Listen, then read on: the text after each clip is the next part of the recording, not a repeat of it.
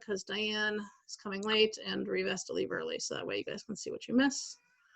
And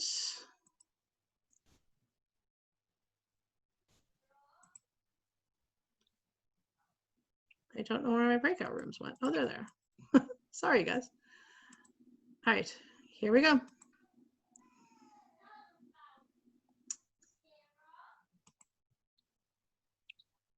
You've been asked to join the room, so make sure to click join.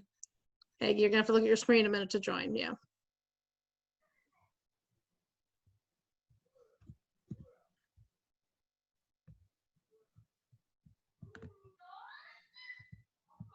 Aaron, you're good, you see it? Click join. Why isn't it letting me? What is going on? Why isn't it letting me? Oh, hold on. Okay, yeah, I got it. Good.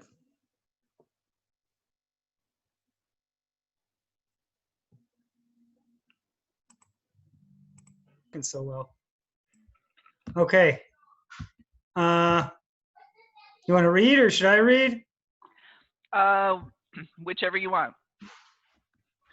You can read. Psalm 24, 3-4. Who may ascend the mountain of God? Who may stand in his holy place? He who has clean hands and a pure heart, who has not taken a false oath by my life or sworn deceitfully. And then the questions are, what does it mean to ascend to the mountain of God? What does it mean to have clean hands and a pure heart? What does it mean to not take a false oath? What does it mean to not swear deceitfully? And why are these three things required to ascend the mountain of God?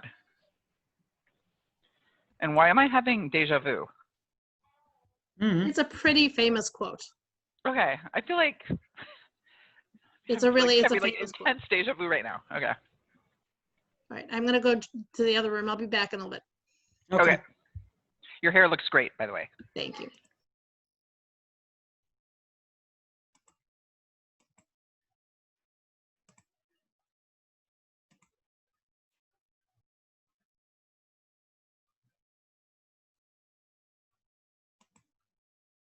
It's like Who It's may not- ascend? Who may ascend the mountain of God? Who may stand in his holy place? He who has clean hands and a pure heart, who has not taken a false oath by my life or sworn deceitfully. So the first question is, what does it mean to ascend to the mountain of God? it means that you're a mensch. You have to have respect for yourself, for others, and that's how you're accountable to God. Any other? I think that makes sense.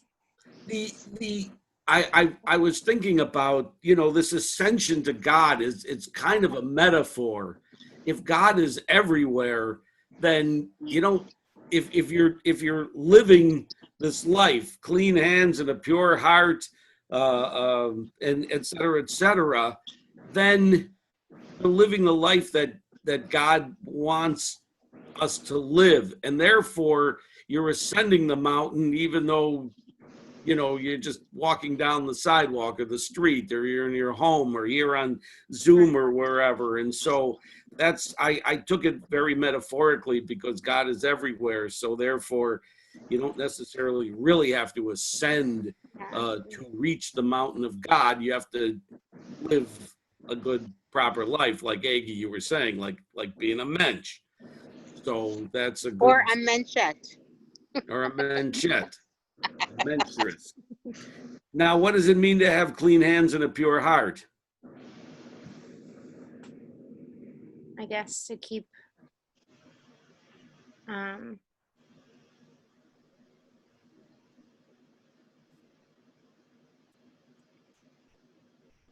to be kind, to have a pure heart, clean hands. The clean hands reminds me of Macbeth.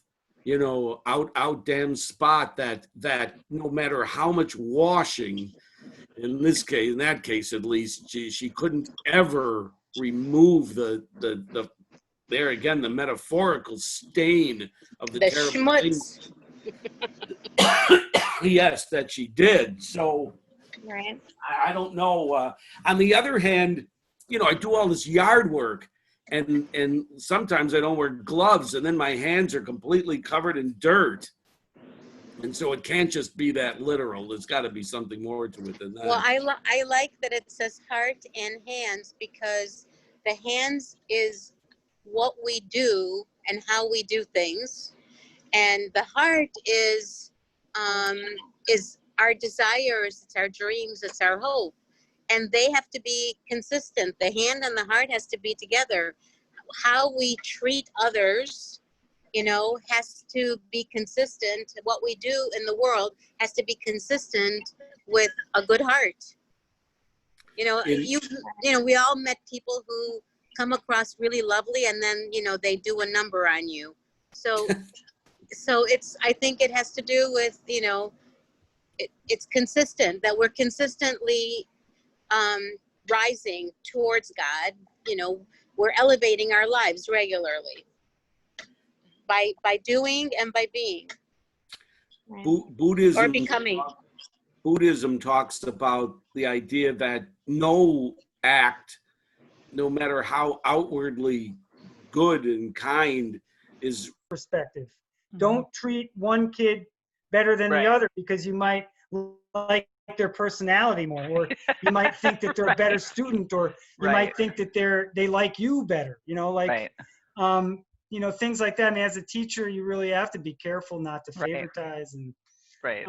and things like that. I mean, I think we did the first one, that first part pretty well. I think we're on the commentator Radak, and I already read that. If you want to read it again. You can read it again. Okay. The clean of hand and pure of heart, who hath not lifted up his soul unto vanity, and hath not sworn deceitfully. Notice that he indicates in this verse 3 dispositions in man: action, thought, and speech. And in the 3 of them, the man will be perfect, who shall be clean in his actions, pure in his heart, and trustworthy in his speech. So Radak compares a clean hand and a pure heart to action. Right. Do you agree? Why or why not? I mean, I guess the idea of clean hands is action. I don't know that I agree that pure heart is action. I think, again, it's about intention. And again, the question is, are we demanding that people behave perfectly, or is it, if your intention is good, that's a big part of it? Right, and stumbling is okay. Right. But people yeah, do horrible things with thinking they have good intentions. So now I don't know how I feel about that. So I do think that I do agree with the clean hand and the pure heart to a sense that Judaism, in comparison to Christianity, Judaism is much more action focused and not so belief focused. And Right. how you act and how you behave, and whether you just you practice to not deceive people, and you practice to be an honest broker, and those types of things. I think that you have to have a pure heart to act decently. Right. So I sort of understand where he's coming from. I agree with you too, though. I think that, you know, a pure heart, you know, if we're talking about intention, you know, intention is really the most crucial. You know, sometimes you're not going to do things right. You know, we're human. Right. So Radak compares not taking a false oath to thought. Do you agree? Why or why not? So is he basically saying here that a false oath is like having a bad thought about somebody? I know one big thing in Judaism is if somebody's done you wrong, or you've had a bad experience with an individual, you're not allowed to wish anything bad on them, or harm to them, or anything negative to them. Uh-huh. You're supposed to be forgiving, and maybe you don't forget what they did, and you might have to remind them. We're saying with our actions and our our intentions and so on, and the words we speak, then I mean that's the full, like you're saying, Aggie. That's what a mensch is doing all these things. So Right. So think about ascending in a different way. Imagine how, whoops, hello? Yeah, we can hear you. Okay, sorry. Imagine instead of the word ascend, because that means that we're kind of moving up or we're walking up or something. It's called personal growth, emotional, I want to say not intelligence, but personal growth. You know, we're responsible for that. You know, we see an injustice in the world. The first time we see it and we say, how terrible. And the next time we see it, we go, no, that cannot happen. I'm not going to allow that to happen. So I think it has to do with ascending to an understanding and a responsibility. is this like chutes and ladders? Do we kind of go up, and then if we do the wrong thing or say the wrong thing or whatever, then we like go back down a ways and then to try and get back up to that other level again? Or I don't think it's about going up. Going up is a symbol. I don't, like we're growing, we're growing.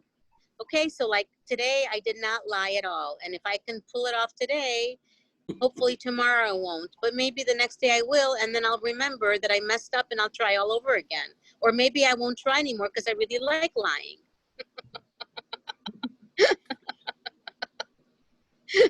Oh, I can't believe what I said. Woo! No, I think personal growth, which is what it's called in English. I mean, that's like a lifetime pursuit. And that's how we ascend the mountain. It's not really going up to the mountain, but that's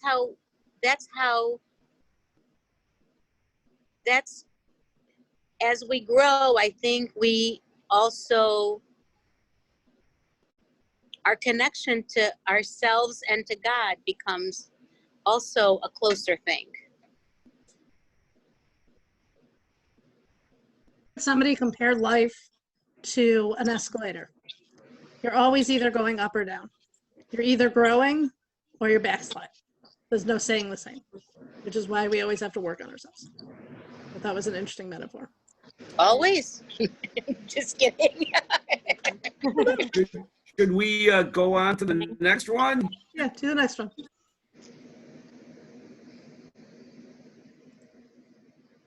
Sorry, maybe you'll read this. All right. The clean of hand and pure of heart, who Right.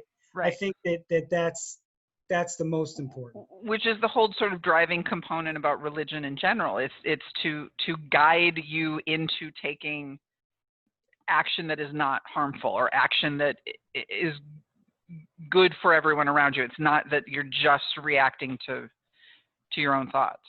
Yeah. I think we're good, Sippy. We're geniuses. Yes, I'm just we got listening it in. all figured out. That's good. I like listening in. So which one do you think is most important? Thought, speech, or action? Did you decide? Oh, we just had that discussion. Actually, Reva, could you tell her what you said? Because I'm really down with that. I think that action is the most important because you can have terrible thoughts, but God gave us the right to make choices and to choose how we act.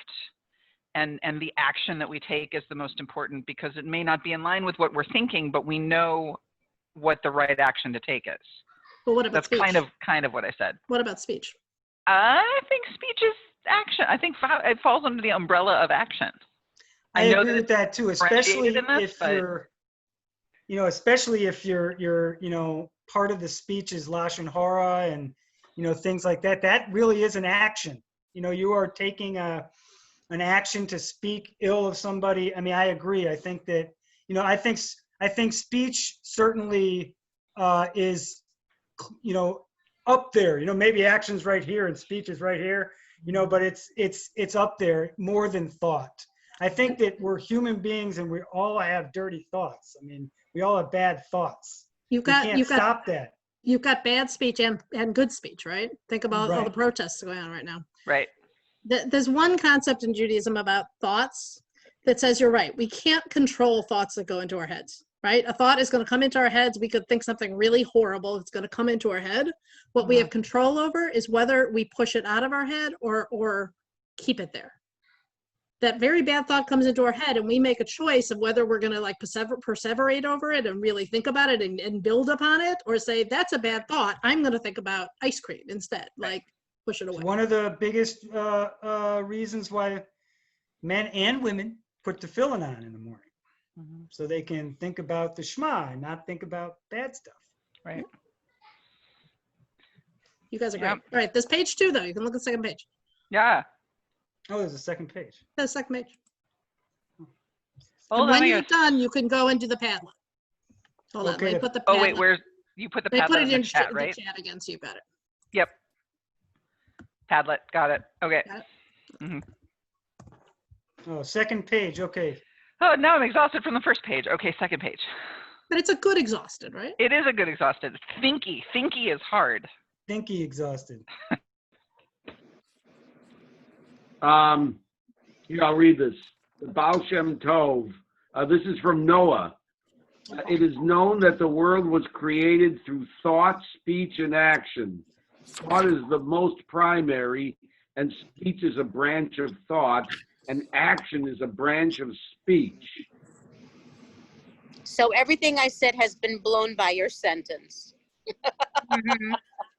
Why do you say that? Because what he's saying, if I understand correctly, is it's all related. You know, Action. and I guess ideally we should all be consistent. What we think is what we should live, what we should say, how we should behave. You know, when it says action is a branch of speech, it reminds me of that saying, you know, actions speak louder than words. Right. Just And, use, yeah. and maybe that idea is really old. Came up with it first. Well, you have to practice what you preach, I guess. You know, if you say a belief, I guess you have to act on it. Yes, you know, we were talking, at Sippy, about the notion of speech as a branch of thought, that, you know, if you don't say things that you're thinking, that's better than saying the things you're thinking. Sometimes. Depends if you're thinking something good or something bad, right? Sometimes, yeah. Yeah, I mean, but I guess it's bad to think the thought to begin with, right? My mom always taught me that when you think something good about someone, you should tell them. Because very often we have a positive thought about somebody, we leave it in our heads. We don't tell them, right? We think they're wearing a beautiful sweater, or we think they came up with a really good idea, or whatever it is, and we don't pass it along. And she always told me you should take the time. All right. Yep. Take another like 4 or 5 minutes and discuss, and then you're gonna go onto the Padlet and post a picture. Okay. So we And can the read Padlet, the Padlet link is in the chat. You guys maybe have to post something for Aggie, because I don't know if she'll be able to get on. So am I supposed to hit on the address? Yeah, but not yet. You have a few more minutes to keep discussing. Okay, because I just saw the address, so I'm curious. Okay. Well, if we have a few minutes, we should jump down to the last one, because the sin consists of 3 parts: sinful thought, sinful speech, sinful action. And then it asks, how do we sin through thought? How do we sin through speech? And how do we sin We missed the one above through it. action? Which is quite a summary of the whole thing. So in other words, we're responsible for our thoughts, huh? We It's are. not the devil. It's us. Yeah. I'll tell you what I told the other group. There's a Jewish concept that we're not responsible for the thoughts that come into our heads, right? We can't control the random thought that comes into our head, but the choice we have is whether we're going to push it out of our heads or dwell on it, right? We have a really nasty, horrible thought. We can choose to keep thinking about it and dwell on it and spend a lot of time like thinking about it, or we can choose to push it out of our head and say, I'm going to think about ice cream instead. and keep pushing it out every time it comes to our head. So that's where you have the choice with thoughts, not them coming into your head, but what you choose to do once they're in your head. Right. Now, where is Padlet? I'm not quite sure I understand. You've got a link to it in the chat. So you'll click, if you guys think you're ready, if you think you've discussed enough, you can go into the chat. So the question, Phil, so the question for that is, what is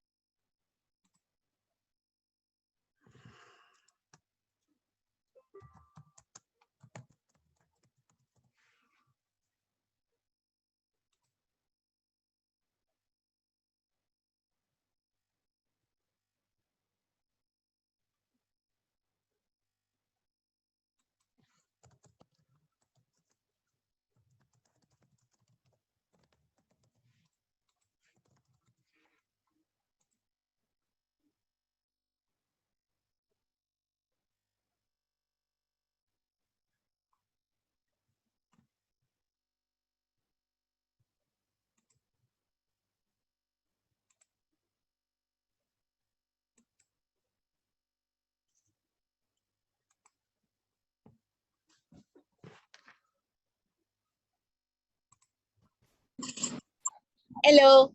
Hey, I'm bringing you back together because I'm going to show you how to do this on Padlet and make sure you know what to do. yeah, I just put action for all of them for Yeah. everyone's, but I Oh. didn't. Okay, so Oh, picture. Oh, that's cute. yeah, picture. So I'm going to share my screen with you. Okay. So when I make a new, if I make a new post and I just clicked on it, you see title came up. Are So those three little monkeys? yep, Yeah, that's so I can put CP, this is from me. And then if I click on this little magnifying glass thing that says Google, if I click there, it's gonna let me search for something. So maybe I want, I'm gonna look up the word action and see what comes up. Well, like take action. So I'm gonna click this take action. I got a picture. So where are you I might typing put a- take action? Because for me, the pictures are very small. It's because Yeah, you're they on, are small. yeah, it's because you're on your phone.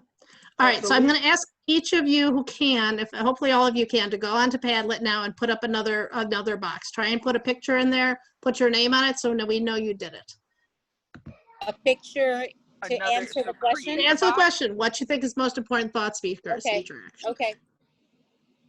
And I'm here if you have questions. I feel like our definition of action was more like just kind of responsibility, but like, you know, like I don't know how we would describe it. There's not a right or wrong way to do this Yeah. image. I want you not only be answering the question, but also be practicing using Padlet a little bit.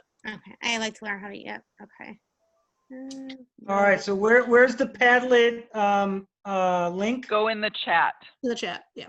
Okay, I'm in the chat. It should be Oh, the I'm in link. Padlet. Okay, you just want us to add a box? To add a box, but with a picture in it. So you Sure. click on the plus and you're gonna get a box, and then I want you to click on the magnifying glass that's gonna let you search for a picture. Okay, I don't- magnifying glass, got it? Then you can search for a Padlet picture. Padlet came up the first time I tried it, but now it's not coming up for some reason when I click on chat. I can't get a picture. Yeah, it's not letting me get any images. So if you got your new thing, what happens if you click on the magnifying glass? I didn't get a magnifying glass. It says search, but it doesn't actually it says search images, videos, GIFs, audio, websites, and more. But I can't, oh, I actually have to put something in the search button. You have to put something in the search, yeah, and then it'll Yeah, let you okay. look for it. Did I do it right? I am going to update my thing. No, I'm Yep, moving you it. got make No. good choices. Very nice, Reva. Uh, And Woohoo! somebody put up a Look at take me. action sign. They didn't put their name there. Who put I the did. take action sign? No, I did, Sippy. Siri? Siri? Okay. Yeah. Can you hear me? Yep, I'm gonna put your name there. Yeah. Oh, you did put your name there. Okay, perfect. I just did. Yeah. So this is something that you could do with a class while you're on Zoom, right? So you're not just talking all the time. This is something that they can The post. website. What? It's just a website. It's a Padlet? website. Okay. Padlet.com. It's a free website. You can only have, I think, a maximum of 3 or 4 Padlets at a time, but you can always delete them after class. Okay. And it's very cool because you could put attachments from your computer. You can take pictures of yourself. You could put up videos. Pretty much anything you can think of. There are lots of different possibilities. So it's PADLETT? Just one T. Padlet.com. Okay. ooh, All right, let's see what Aaron's got. I couldn't find anything I really liked, sorry. All right, is that you with the action? Yeah, I just liked it because it had multiple people. Okay, oh, I like that one. very nice. All right. Phil, you on to Padlet? Did you get there? No, it won't. It doesn't come up where I can click on it. We can clip on it. Okay, we're gonna go on just because we got other stuff we gotta do, but All this right. is Padlet is one of these things you can play with, and there's some interesting things to do. I'll go back to it later. Yep, go back to it later. Just, All I'm right. gonna be gone for 2 minutes. I just had to help my son with something. No problem.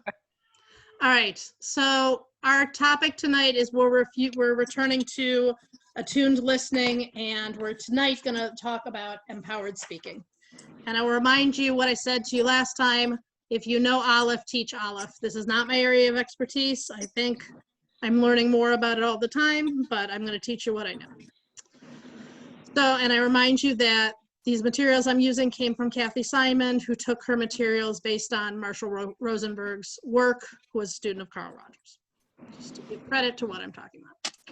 So a reminder that when we talked last time we did this, which was a few sessions ago, about attuned listening, tonight we're going to get to empowered speaking. So attuned listening, if you remember, had to do with listening with nuance and curiosity. When you would listen, when attuned listening, it's almost as if you're studying a piece of text line by line. You're doing a close reading of the conversation.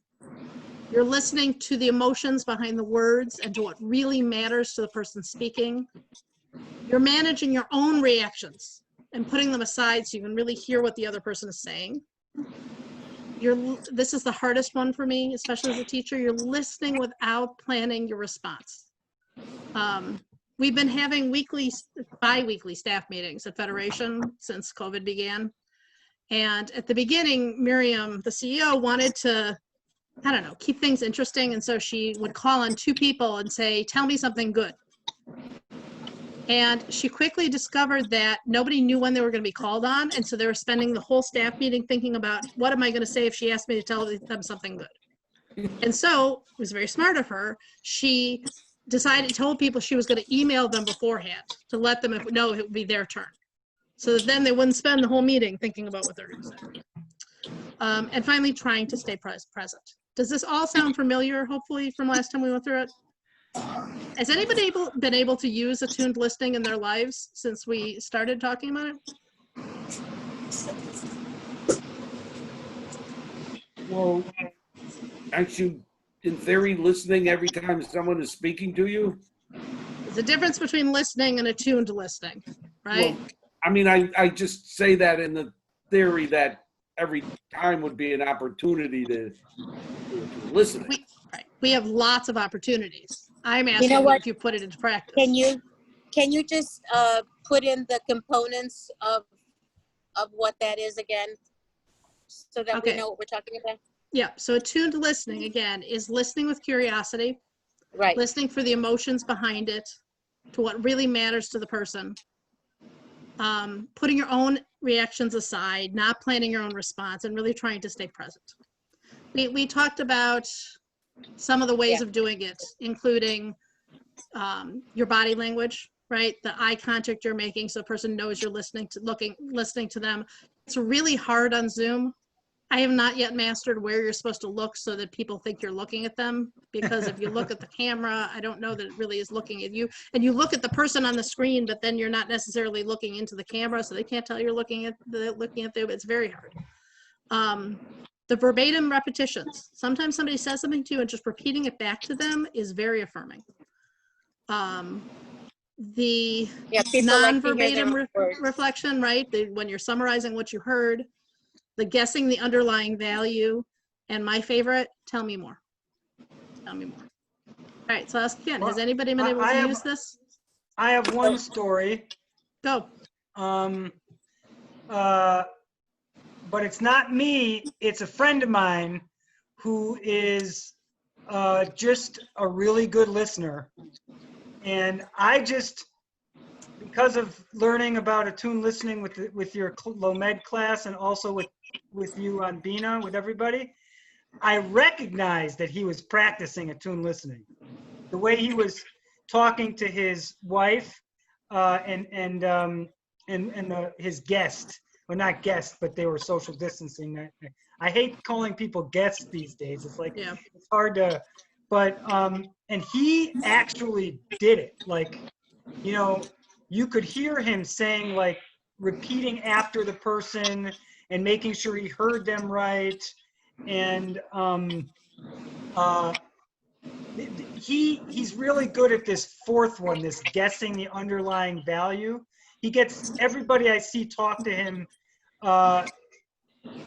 seem to like have more self-worth or feel better after they speak to him, you know, like it's great. So I noticed somebody doing it. I don't know if that's as good as practicing it myself. I think it's a step. Is the person that did that in a helping profession? Is it like a rabbi or a therapist or a doctor or a teacher or anything like that? It's just their personality. I mean, they're a good listener. Yeah, I mean, they have an autistic child, and that might contribute. Might be a big part of it. But no, you know, and they have therapists around a lot. No, I just think he's just a good listener, and I've intentionally tried to be more. You know, the problem is, how do you grade yourself on it? I think it's just practice. You just keep practicing and hopefully get better. I've been reading the books that we're going to do for book club for LOMED this year, and we're doing a book by Ross Green, who is a child psychologist, and it's about dealing with difficult children. And I've discovered that the methods he uses, which I think are brilliant, have a lot of attuned listening in them. So it was really interesting to recognize it in the book. All right, so tonight we're going to move on to empowered speaking. It's really important to be able to listen, but it's also really important how we speak. And that's why we had our thought, speech, and action theme tonight, because how we speak and how people hear us is very important.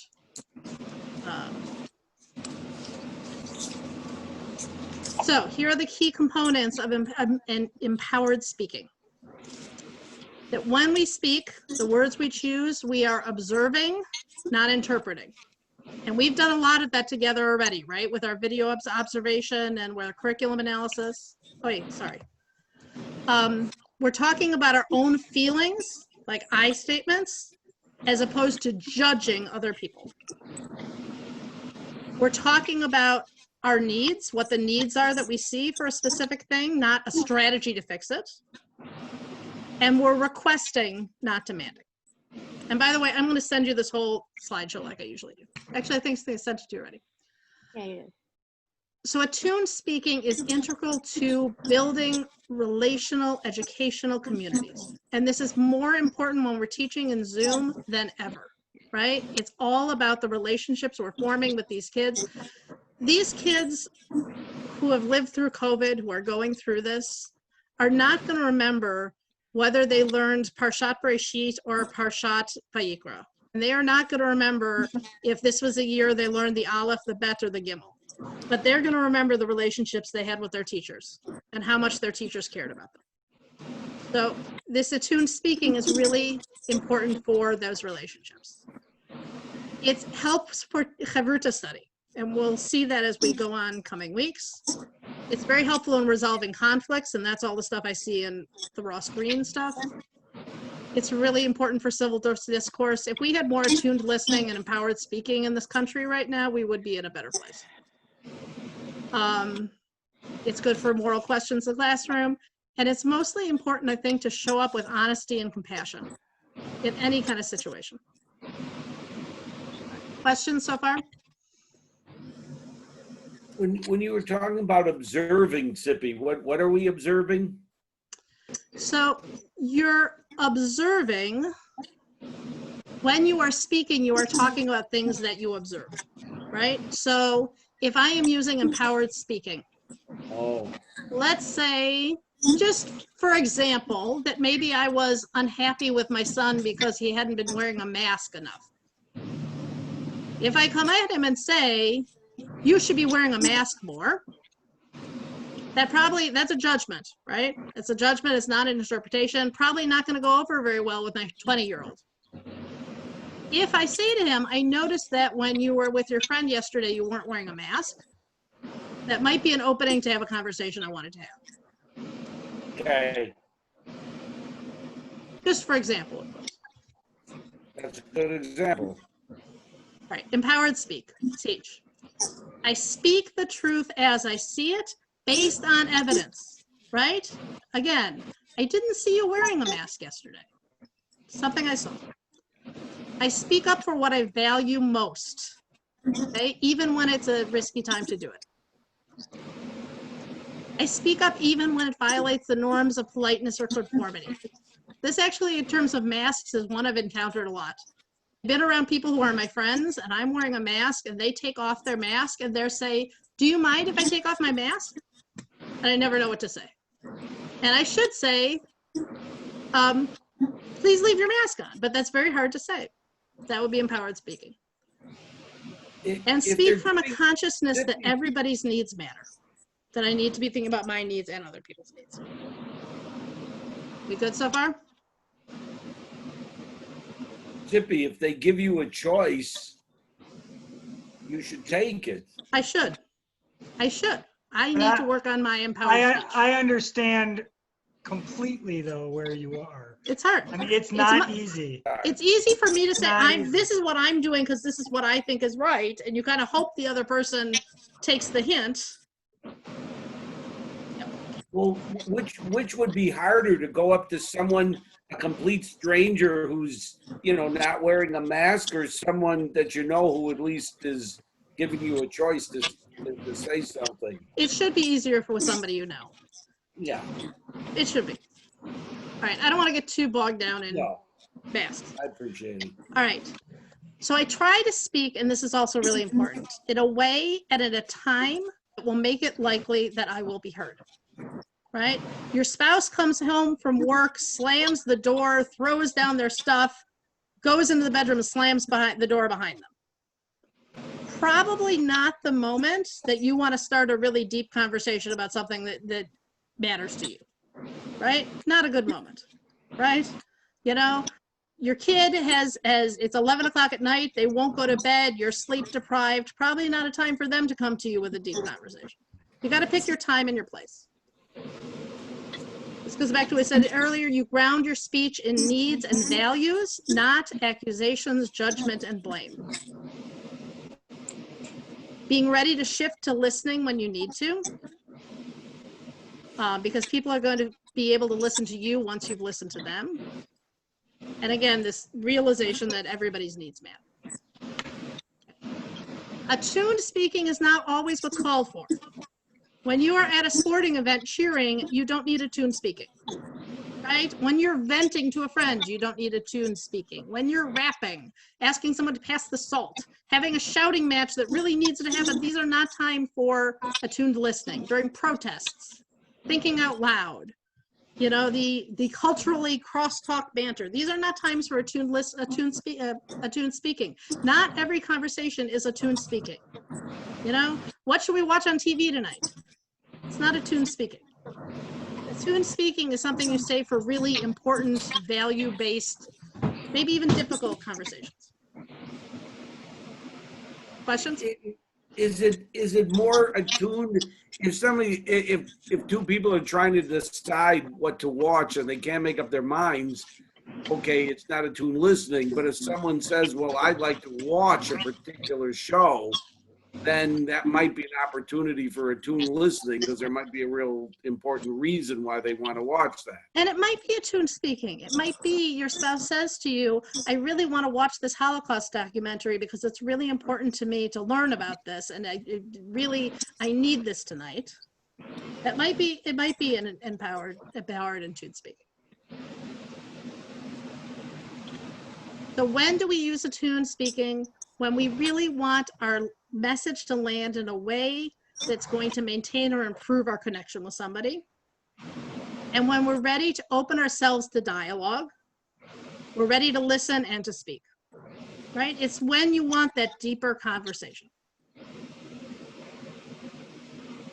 Okay, the next thing you have to ask is if the person you're talking to has the capacity to hear you. Does the person seem like they're ready to hear?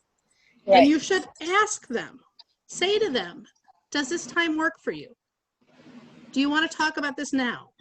And my favorite, would you be open to hearing my perspective on this? I use the last one a lot. That last one, especially if I'm trying to disarm somebody. If we're going to talk, if I'm going to say something that might be voted, politically or any way, I will warn them, that, are you open to hearing how I feel about this, or would you rather just vent right now? And what kind of reaction do you usually get, Aaron? Pretty good. I don't offend.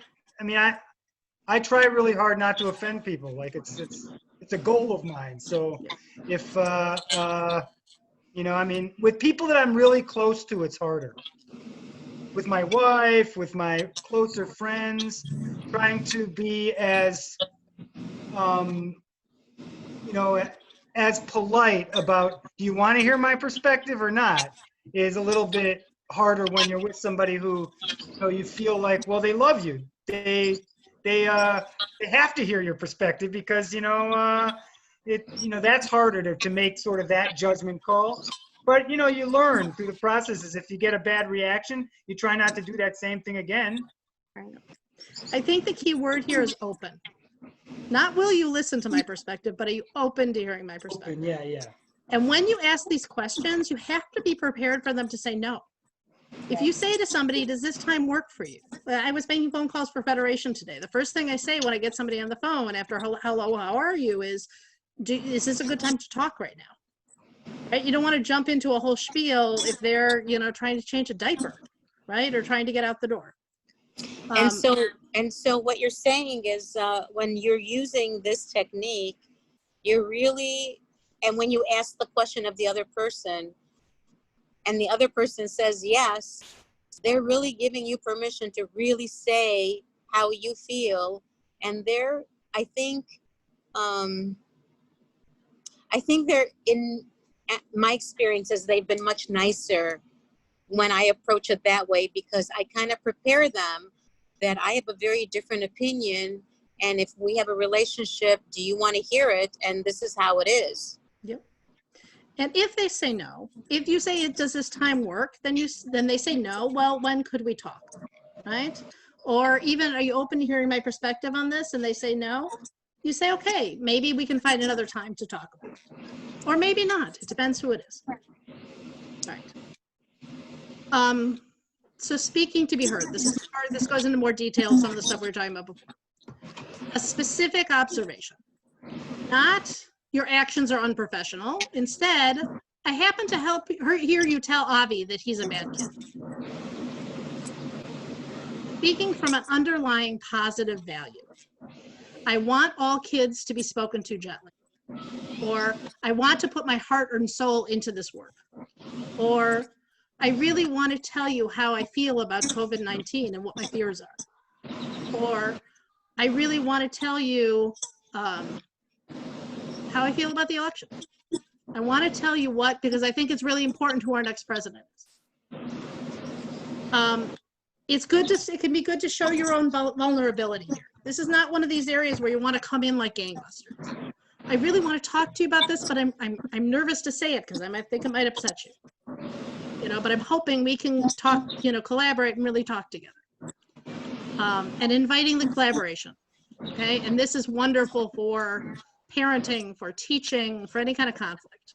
I'd love for us to put our heads together to think about a solution that would work for everyone. This is very Ross Green. I hope all of you will come to that book club. It's going to be amazing.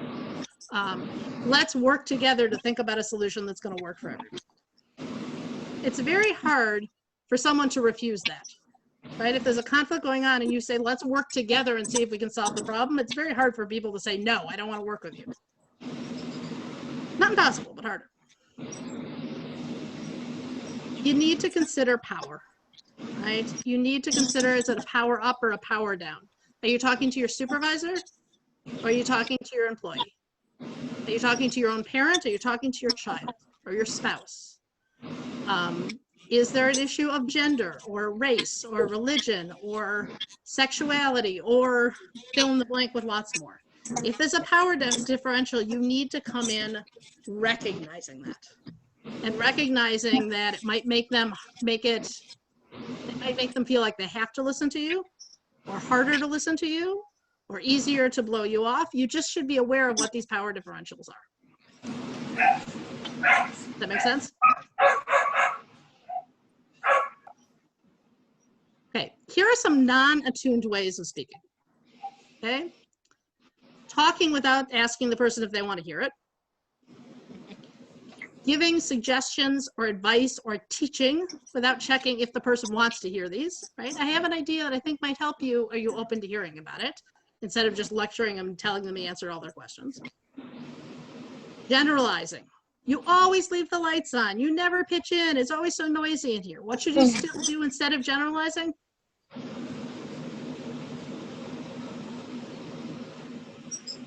Give a specific example, right? Last night when we went to bed, you left the lights on. Don't generalize about always. Talk about a specific thing. Same with generalizing about a person. Not you're being unprofessional or you're brilliant or you are this or you're that. You know, yesterday I heard you say this thing that I thought was really smart. Or yesterday I heard you say something that I thought was unkind. And here's what it was. You said, you know, that you thought your sister was stupid. This other one I think all of us are guilty of at some point. Repeating yourself over and over and over again just to make sure you got your message across. And speaking sarcastically. None of these are ways of attuned speaking. Okay? There are times when you want to do them, right? If your child is running out into the street, that's not a time for attuned speaking. That's a time for very strongly telling them what they need to do or don't need to do, right? A few more non-empowered ways of speaking. Acting like you have the authority, right? Everybody knows this. Or good people don't do that. You know, acting like you're the boss. It's not empowered speaking to agree when you disagree. It was not empowered when I didn't tell my friend to put on a mask. That was not empowered speaking. And not speaking even when not speaking as a high price. These all clear? Do they make sense? Okay, so how do we stay attuned? You really want to listen, look at the person's body language and pay attention. If you feel like they're not listening to you anymore, then you want to stop and make sure they're still with you, right? You know, I feel like maybe I've lost you. Can you tell me what I said, just what came up from you about what I said? Or do you have a thought you want to share? Or can you, tell me what you heard? Because I want to make sure I said this clearly. I just said a lot. Can you tell me the gist of what I'm trying to say? You need to, if the person seems like they're not listening anymore and they're getting bored, you need to stop yourself instead of just continuing on. All right. So here are some common habits and how the empowered attuned practices go, right? Talking without checking in. That's a habit. Instead, you should check and see if the person is ready to listen. Repeating yourself, instead you should ask for reflection. When the person's lost interest, you keep talking. Instead, you should say, hey, maybe you don't have the energy for this conversation right now. Should we talk later? Generalizing, instead you should be specific about the person or the thing.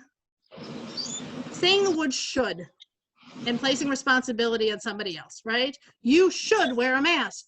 You should, turn off the lights. You should be nice to your sister. Instead, you talk about what the feelings are, why you think it's valuable. It's really important to me we stay safe. Yeah, Aaron. I just want to make a comment about that last one, the should thing. I think also, like, if you say, if I were you, is the same type of thing. It's just not, it's not going to be received well. Absolutely. People can't hear it well. Instead, you say, this is something really important to me and here's why. That's something people can listen to better. Not giving suggestions unless it's asked for, instead of collaborating, brainstorming, and again, speaking. By the way, I know I'm doing a lot of talking tonight, and I apologize for that. So now I'm going to stop, and we're going to try and practice this, okay? So I'm going to put us into 3 rooms, and I'm going to go in one of the rooms, and we're going to try this, okay? I want you to think about something right now that might be hard to say to somebody. It can be either a real situation you've dealt with in the past or a conversation you want to have in the future or something just totally made up, but a tough conversation. And the first person is the person who's saying the tough stuff is going to ask the other person to see if they're ready to listen.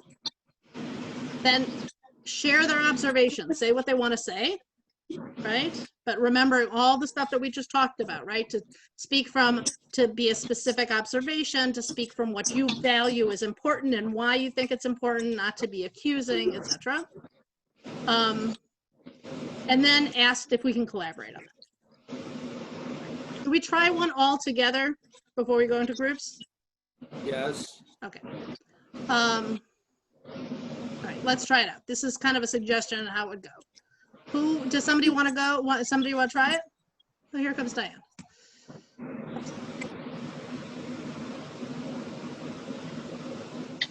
Okay. Does anybody want to volunteer to take a try at it, or you want me to do it?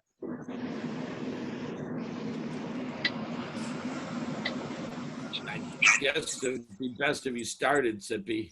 Okay. All right, well, let's stick with the mask. Who wants to be Yoni? Because I literally am going to go have this conversation when I hang up with you guys. Who wants to be what? My son, Yoni. I'll be Yoni. Okay. Yoni, I wanted to talk to you for a minute. Is this a good time? Sure. I wanted to share something that I was concerned about. Do you feel able to hear what I have to say right now? Yeah, I guess so.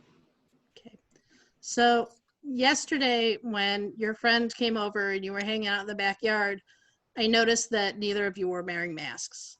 And I'm really concerned because I want to make sure that all of us stay healthy.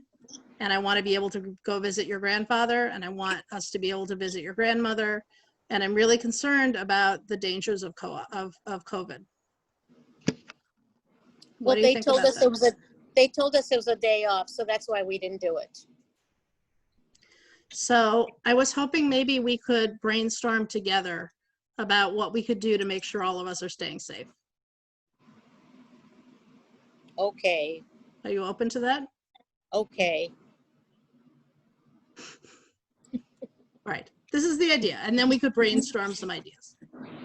Diane, I know you're coming in at a disadvantage because you're coming in at in the middle of it, but you'll follow along. All right, so I'm gonna split us up into pairs. I think, Diane, I will go with you because you're just coming into this. I'm gonna put the rest, wait, we're 6, yeah, we're even, 2, 4, 6. So we're gonna break up into pairs, and I want you to give this a try. Have one person try it, and then the other person try it, okay? Halfway through, I will remind you to switch. That's not what I wanted to do. I want to get breakout rooms.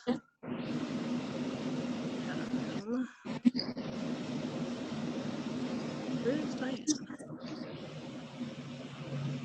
I'm going to recreate breakout rooms. 3 rooms. And recreate rooms.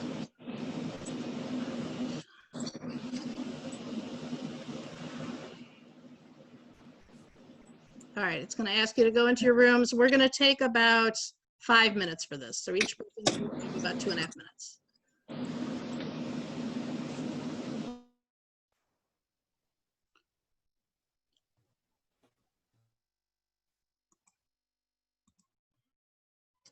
All right. Can you talk, or is your mouth too messed up? I can talk, but I just talk funny. So just forgive me. No, it's no problem. I just feel bad if you're in pain. No, All right. now I feel better already. I've Good. been in more tooth pain than I realized, Sippy. So anyways, sorry. No, don't worry about it. And Reba was here and she had to leave early, so it all evens out. All right, Yeah, I'm just gonna, instead of us practicing, I'm gonna go through what you missed, if that's okay. No, it's perfect. Thank you. Okay. So we talked about, but you know what, I'm gonna set a timer because otherwise I'm gonna lose track of what everybody else is doing. No problem.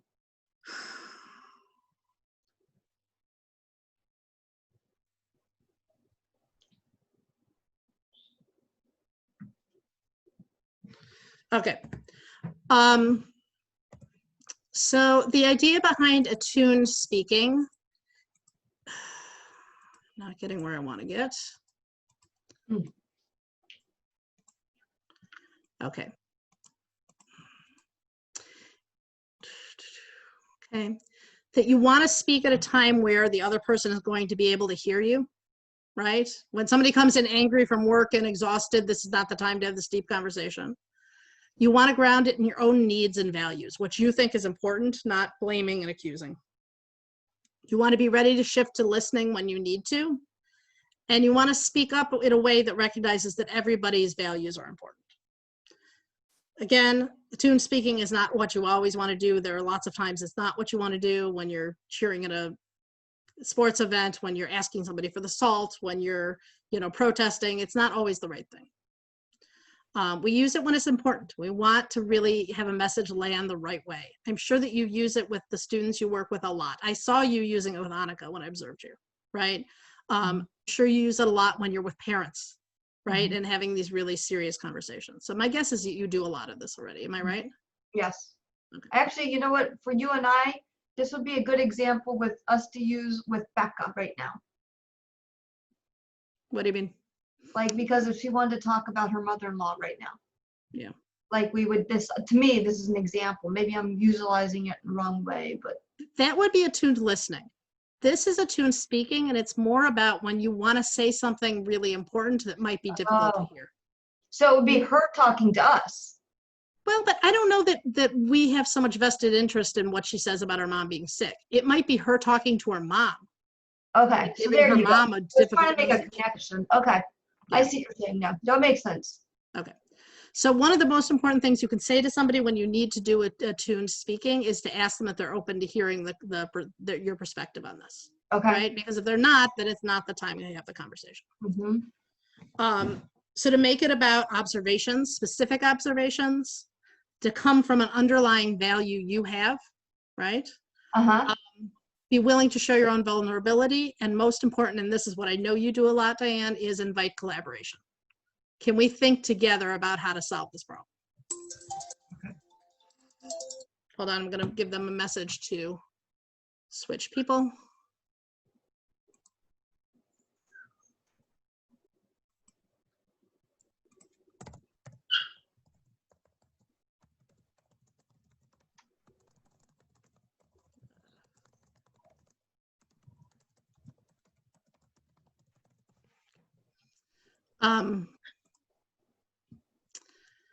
So I just want to go through this quickly because we only have another 2.5 minutes.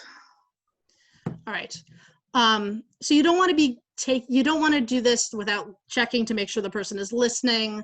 You don't want to generalize. You don't want to keep repeating yourself. You don't want to be sarcastic. You want to keep paying attention to that they're still listening to you. And if you're not sure they are, to stop and ask, can you tell me what you heard me say? I want to make sure that we're on the same page. Or do you want to talk about this later? You're looking like maybe it's getting like maybe we need to stop. So there's the common habits and the empowered practices, right? Instead of talking without checking, you ask them if they have the space to listen. You ask them to reflect back. You ask if they have the energy for right now. You're specific about what you're saying. You're speaking about your own needs and feelings. You're inviting collaboration. So this is definitely not practical during Zoom world. For sure. Right. You know what I mean? Like, oy. So let's practice it real quickly. Can you think of something difficult that you've had to talk to somebody about, or you might have something to talk to somebody about? I had to talk to a parent this year about her son. We might need to hold him back. And it's her only child. So let's try it. So I'm the parent and you're talking to me. So you're going to start by asking me if I am able to listen. Okay. Good evening, Sippy. How are you? Thank God. How are you? Doing well, thank you. I want to know if this is a good time that we could talk, and are you able to take a few minutes to listen to me? Sure. Why not? So I just want to share with you some concerns that the Reg Ed teacher and I have noticed throughout the year with regarding your son. And I know we've shared quite a bit of it throughout the year, different things that we've noticed. Sorry, she actually confronted us and told us she wanted to hold him back. That's why it got me, because the Reg Ed teacher and I have been practicing this too. So I want to share with you that we've noticed that your son is doodling a lot. He's unfocused. We need to get his attention. When the teacher's up at the front of the room, he's looking around the room.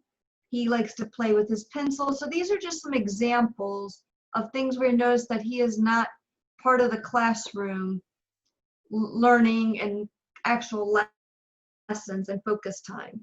So you're saying he daydreams? You're right, he does daydream, but then when we also get him refocused,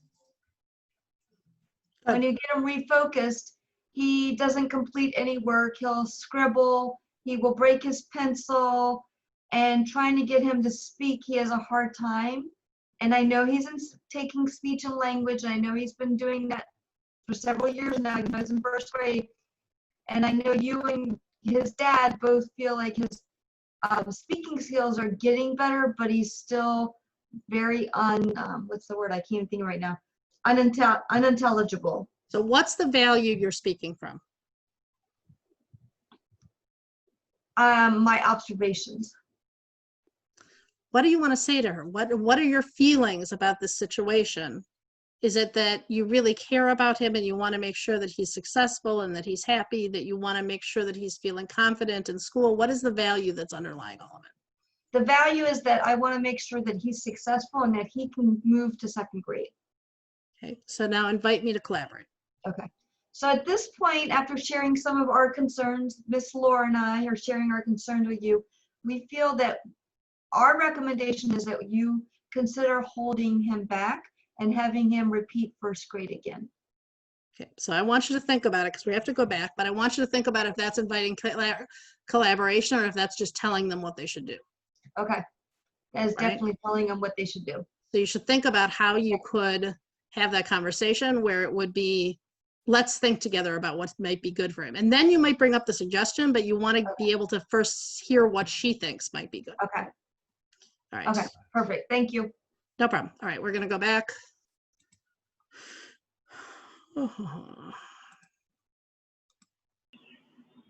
Hi, Diane. Hi, Aggie.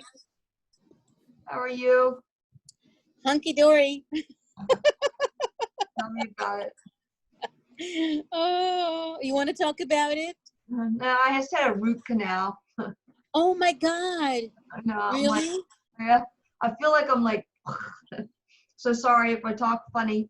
And then I'm No, okay. you sound fine. You sound really wonderful. Oh, if you could just see my whole face feels like it's out to here. We lost You know Phil. what? Where'd You Phil look go? good.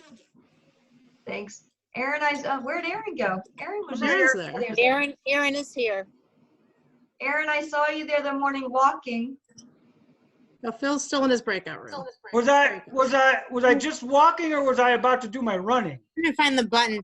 Oh, there he is. Okay. Yep. Okay, so I want to hear about your experiences. How did that go? Not easy. What was not easy?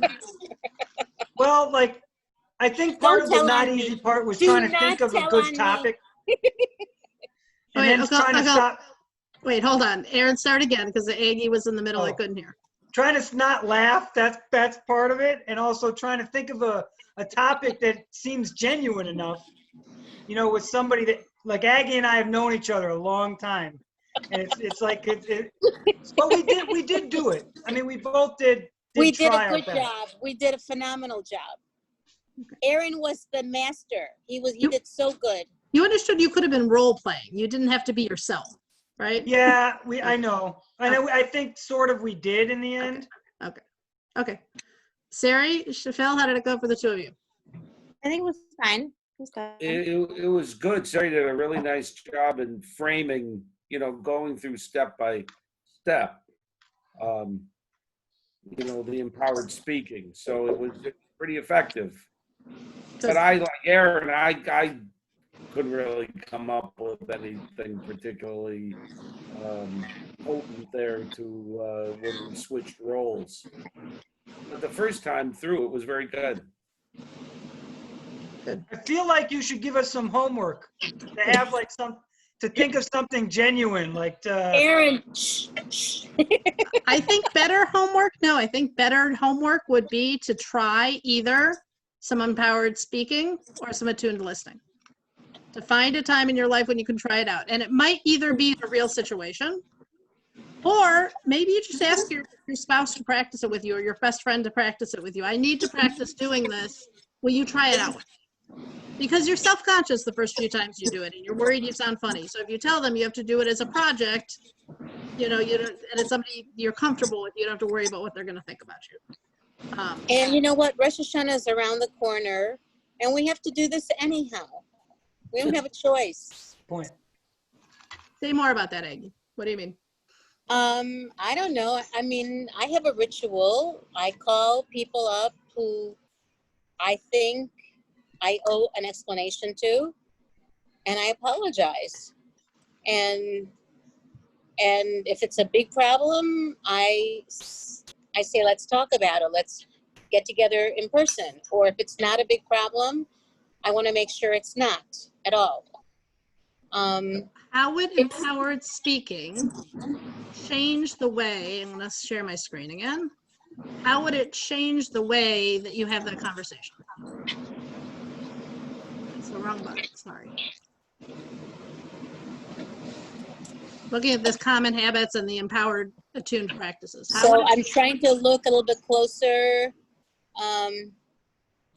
So not that I'm an expert, but it's my training to speak that way with the people that I work with. And the most important thing is always never to step on someone else's turf unless they give you permission. And to be very gentle and to keep in my mind that I may have misunderstood, or I may have stepped over the line. And I think that's the most important thing. But with my patients, I don't have these issues, but with colleagues, I might have them. And I need to continue to work with them. And I keep that very much in mind in how I speak, because I want to make sure that we both understand the same thing. Good. Good. So Aggie gave an example of how she would use this professionally. And Diane and I were talking about how she would use it with working with the parents of her students. Anybody else think of a way you might use this professionally? Yeah, I need to talk to my boss about a couple of things.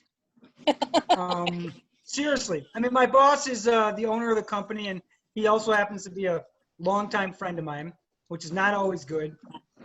And it's not easy to like have a heart-to-heart about something professional with somebody that before you worked for them, you only had conversations about things that were more personal and not so much professional. But if you need to talk about money, if I need to talk about responsibilities and roles and how I'm going to grow and things like that, I need to come at it in a way where, number one, the boss is ready to listen to me.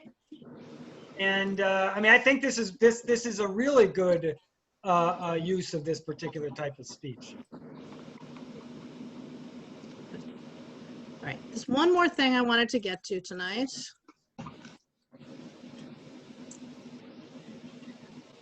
I do want to go through these two more things, okay? We talked about this a little bit, but I think it's worth spending a little more time on. When you share your feelings, we need to own our own feelings, okay? Sometimes we'll say to somebody, you made me mad, or you manipulated me, you made me feel manipulated. We need to own our own feelings. I felt mad when I heard you say you didn't care what I thought. That made me feel mad, as opposed to you made me mad. Other people don't control us. We control our own feelings. We gotta own our own feelings, and it's actually really empowering. And it's based on our needs. You know, I need to feel like you respect me, and I felt sad when I felt like you didn't. Okay, so that's one of the ways that we can think about sharing our feelings. Does that make sense? Okay. And requests, not demands, right? If we can, and that was Diane, that was the example we were talking about, right? You weren't demanding, but you were giving a recommendation, here's how we should do it. And instead, if you can come to somebody and say, can we think together about a way that both of our concerns can be met? When you're asking someone to be your equal partner, you're going to get better collaboration. And this quote from Marshall Rosenberg I think is great. In the presence of connection and choice, people give freely. So there's no telling who is the giver and who is the receiver. We're working together. All right. So I wanted to talk a little bit about this mindful inner self-dialogue, which I will say, you know, some of the stuff, like I'm not like a meditation yoga type of person, and I'm not so into any of those things. But I found this, as I learned about it, really helpful and useful.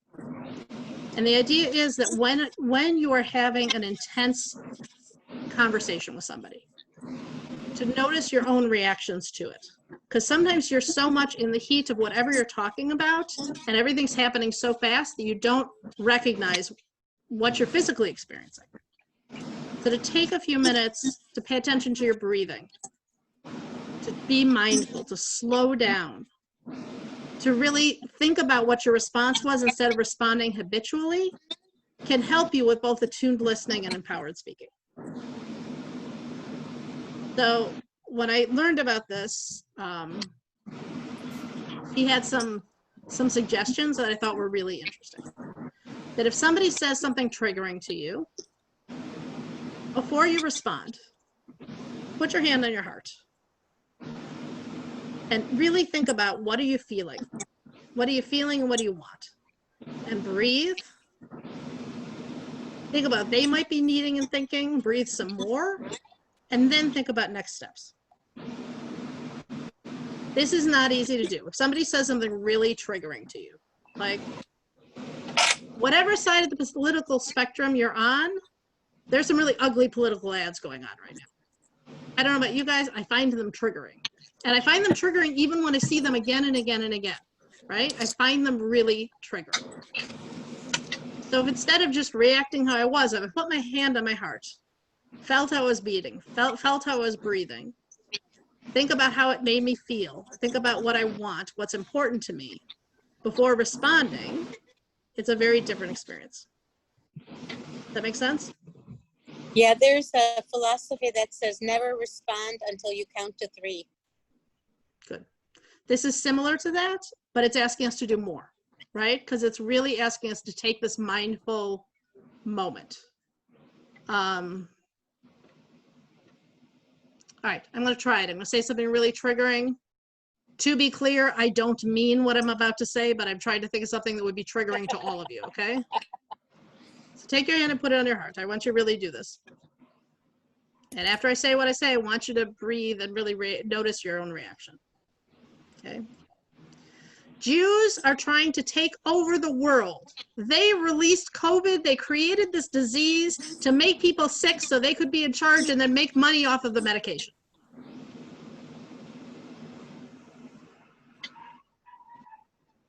Think about how you're feeling, what your reaction is.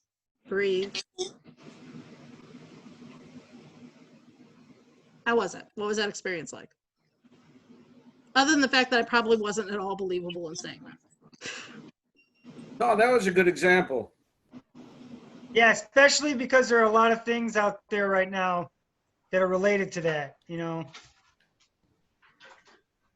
So what did you notice? What did you notice about your heartbeat? What did you notice about your breathing?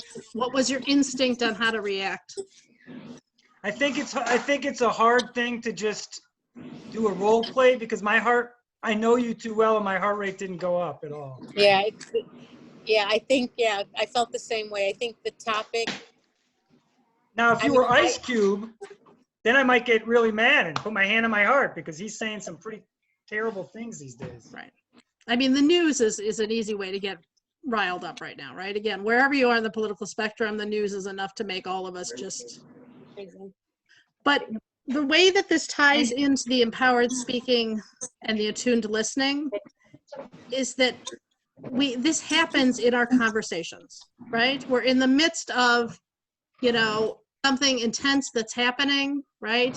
Our own child or our parent or our student does something that really makes our blood boil, right? And it's critical, but really hard to that moment stop, really feel how you're feeling, right? And deal with that, and then think about what your next steps are. I've actually become very aware of silence and the value of silence in my teaching since I started teaching on Zoom. Oh, yeah, I had a question related to the Zoom thing. Yeah. Or maybe it's more of a comment. I actually feel like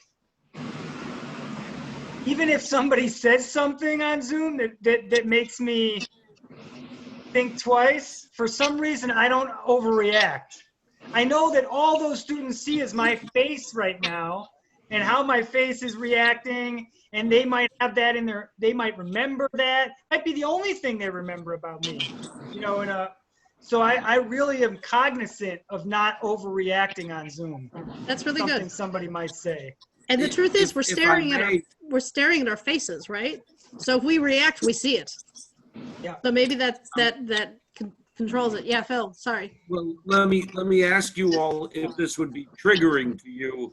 Someone said to me, that person tried to Jew me down. Oh yeah, And that would be triggering. And then he said to me, "You know what I mean, don't you?" and I didn't react to it. Although if I'd gone through the ritual, I probably would have noticed more. I mean, verbally, I didn't react to it. Just like Sippy, you were saying, I should have said something, and I didn't. But I think that if I would have gone through the little ritual you were describing, I would have noticed some changes in my heart rate and breathing. You know, if you don't mind, I'd like to just say something about that. Please. Not that I'm triggered, but it reminds me of something. I think that there's a place and time to be gentle and to be kind, and there's another time and a place not to be. I was at Goodyear here in Mequon. I take my car there all the time. And they did this was like maybe 3 years ago. It's been a while, maybe 4 years ago. And they all know me because I go there for everything. And they've been very good to me. And one day I went there and there was a ton of stuff they had to do. And I must have been there like 3 hours. And I was on the couch and I laid down and I fell asleep. And in my sleep, I heard those words from the guy behind the counter. And I suddenly woke up and I'm listening to the rest of the conversation. And I was so stunned because all these years I'm supporting this business and I brought a lot of business to them. And I went up to the desk and I didn't do any reflective listening. I wasn't polite. And I said, did I just hear you say those words? And he goes, yeah, what's the problem? And I said, well, I want you to think about that sentence and I want you to say it to yourself again. And I want you to know that you know what my religion is. And he goes, oh my God. And I said, I will never come back to this place again. And I'm going to tell everybody what you did. And he said, please, please understand. I grew up like this. This is how my father spoke. And I understand that I can't speak like that again. It just poured out of my mouth. So I said, okay. And he goes, please know that I didn't mean it. I understand. And he explained to me exactly everything that he understood. I wasn't angry. I just made it very clear to him it's not appropriate. And I'm really angry and I'm going to tell the world about him. So And the truth is, he needs to know that. Yeah. Not every moment is the right time for attuned listening Bingo. or empowered speaking. Bingo. For sure. Bingo. For sure.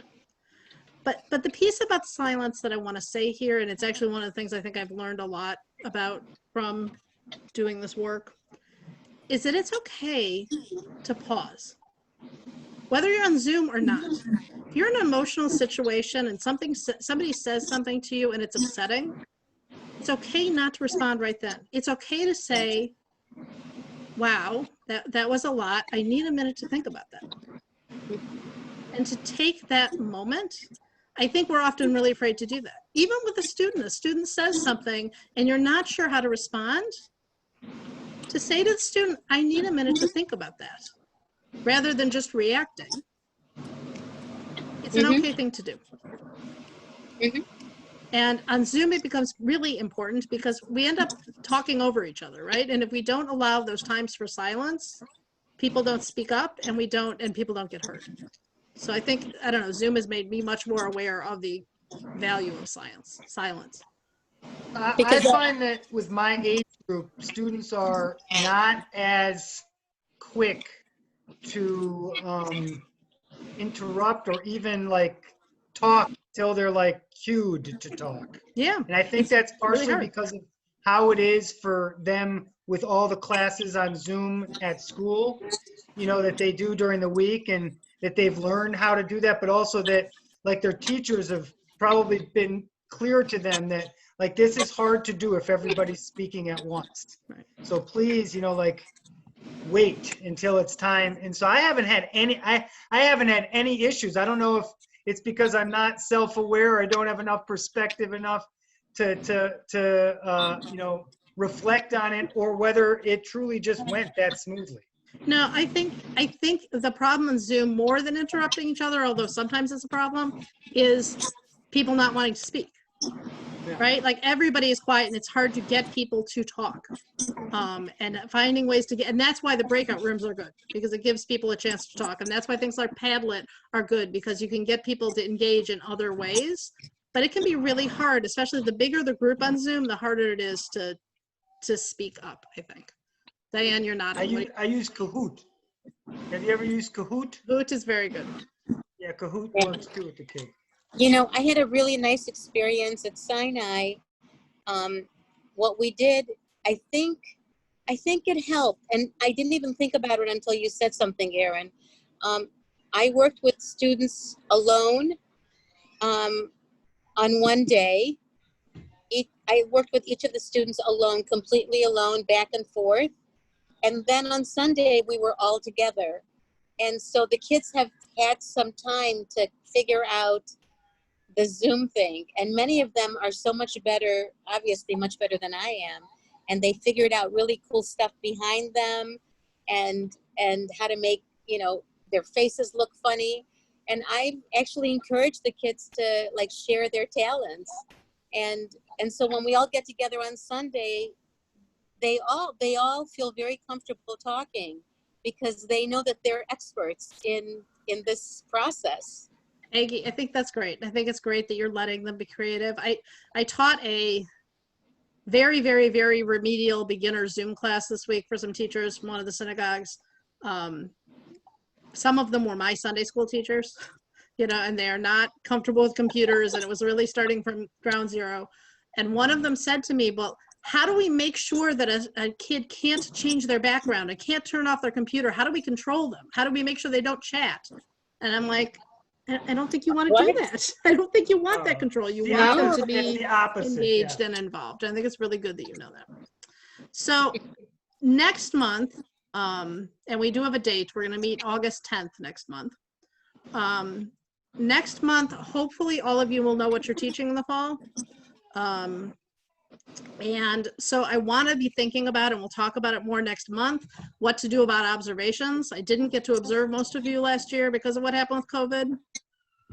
Thinking what might be easiest is if your synagogue will give you permission to record a session of you teaching on Zoom, then hopefully then I could go just observe it, you know, watch it afterwards. If they are not comfortable with that because of privacy issues, then we'll see if I can get invited to one of your Zooms to come observe you. But we'll talk about that more in August and how that's going to work. Our August session, we're going to start discussing curriculum again, and that's going to be really important because hopefully you will know what you're going to be teaching, and we'll start talking about what the fall is going to look like, which is a bigger conversation than it's probably ever been before because it's so different. Share my screen again. So if you will take a minute now, I'm going to put in the chat. Where is the chat? Oh, yeah. Hello? What's the matter? I have no battery. I'm going to run in the house. Okay. I don't know why the chat's disappearing for me. I'm going to stop sharing. I'm going to put in the chat the link to a form for a note card reflection. If you're able to do it now, I think that's best. Otherwise, I can send it to you later. So to do that, but also take a moment to also do a journal reflection. I hope you guys are continuing to do the journal reflections, even though we're not in person. They're for you. But I really think taking a few minutes to think about what we've learned together is really important. So if you will take a few minutes now to do the note card reflection, which is on the link I just put in the chat, and to do a journal reflection. So how do I get it? It's in the chat. So if you go in the chat and click on the link, you should be able to fill it out. I don't know how to do. I'm on my cell phone, so I don't know. Right. If you can't do it, Aggie, I will email it to you when we're done. Okay. All right. Okay. All right. Thanks. Okay. But you can take a moment now to do some journaling for yourself. Zippy, the link, I don't get a finger, a hand to, the arrow disappears, so it Okay. No, You know what? Okay. Phil, go down to the chat. Click on the I did. chat. All right. I'm going to email it to you guys really quickly. So, Sippy, are you sending us the? I'm going to send it. I'm going to send you the form right now. No, that's not my question. Sorry. Are you sending us these the PowerPoint? these little? Yeah, the PowerPoint. I sent it to you already this morning. The one I sent you this Oh, you morning. did. Okay. All right. Yeah. So I'm sending it to did everybody except Phil and Aggie get it? Yeah.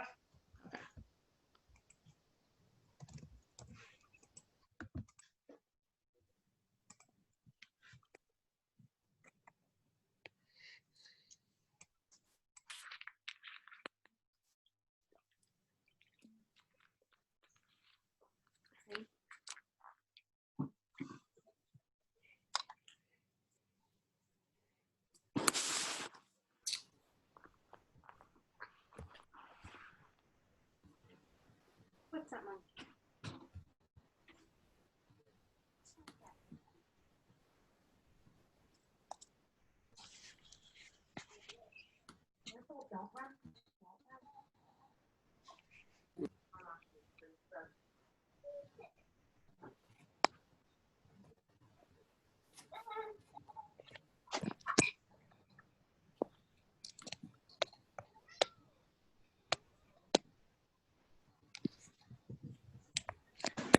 What?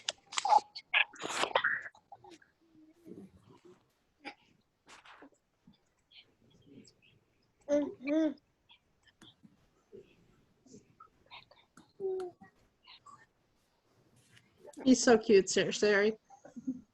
Yeah, get in the room. Who does he look like? I don't know. Not like his brother. They don't look alike. You look like Adam. Okay, get down. All right, guys, any final thoughts or questions before we wrap up tonight? I think we're good. Then you can finish the note card reflection and the journal on your own. And I will look forward to seeing you guys August 10th. And I wish you a Shabbat Shalom. Shabbat Shalom. Thank you. Diane, I will send you the recording so you can see the first part. Okay, thank you. Right. Bye, Good night, guys. everybody.